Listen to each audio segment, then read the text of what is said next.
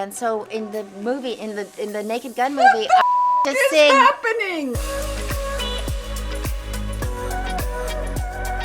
The dynamic is that the movie was made in 18 days. It was a really intense, beautiful kind of confluence of artists and women, predominantly women. And, you know, we play best friends. So the immediacy of that, it was in a weird way, the minute we touched, it was like all my life experiences went into her, all her life experiences went into me, and we went, oh, right. And then, you know, kept going. Yeah, we're in this together. I've been saying I'm older than I am my whole life. Like when I was 25, I said I was nearing 30. And people go, no, you're 25. I'm like, I know, but I'm kissing 30. So I've always aged up. My first audition was Naked Gun. Really? Yeah. It just kind of happened, so I didn't have to lie. You know, even though they did think I was lying, because actually I used to be in a jazz band. I play saxophone, and I used to. Okay. Wait a second. Stop. No, and I did all the scat Okay, solos. everybody just stop.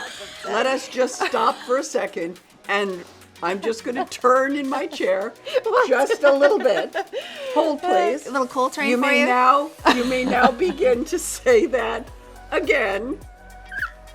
You played saxophone in high school, and I did all the scat solos. And so in the movie, in the Naked Gun movie, I have to sing. Happening? I have to sing. I do a scat solo, and so I remember telling him, you know, I in junior high did all the scat solos, and Akiva was just like, no, do one now. I was like, scooby doo and dooby doo and doo da da da. I just started scatting, and I got the part. Woo! What the f*** is happening? You have an act prepared? I do. I'm a dancer. Music? Yeah. Well, it's a movie about longevity. It's a movie about perseverance. It's a movie about choices and the consequences to those choices. It's very much a movie about the choices of a single mother. I mean, it's really the center of the movie is the story of a single mother who has taken a choice to do her art, and the consequences of having that child come back and say, it hurts me that you chose your art over me. Now, and most working mothers in the world will see this movie and identify with that complex issue. I have two children, 38 and 28, and I've worked all of their lives. And I have suffered for it, and they have suffered for it. And that's the complicated dance. There's so many things in this film even in hindsight, but the mother-daughter relationship was really important to the film, and to never give up on your dreams. I think it's a story about second chances and redefining yourself, and it's got a lot of layers of these complex humans. You get to see the women, you get to see the people on stage, and then you get to see their real life and what it takes to hold up the rhinestones and make Las Vegas glitter.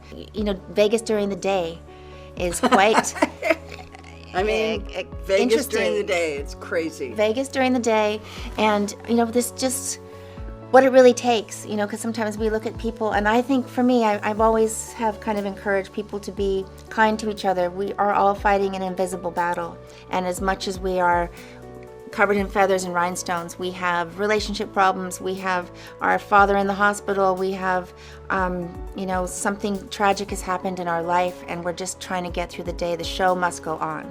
She has two, I have two. Yeah, there's no perfect way to do it. You know, we're all going to face our adult children and beg for forgiveness. And my kids are so wonderful when they look at me and they say, Mom, you have nothing to be ashamed of.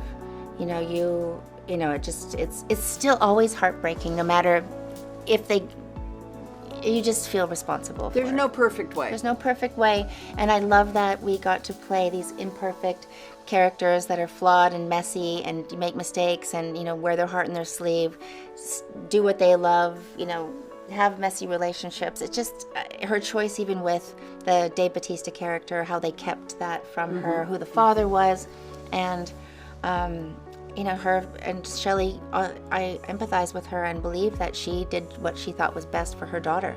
Again, there's no perfect way to do it, and it's to see even the selfishness and when I slam the door in, Kiernan's face when she comes to me for help, but I'm just full. I don't have any more capacity to help anybody else, and I have a daughter. I think that all those things are very relatable moments, and I find that people come up to us and mention those things. They mention that one scene. Big time.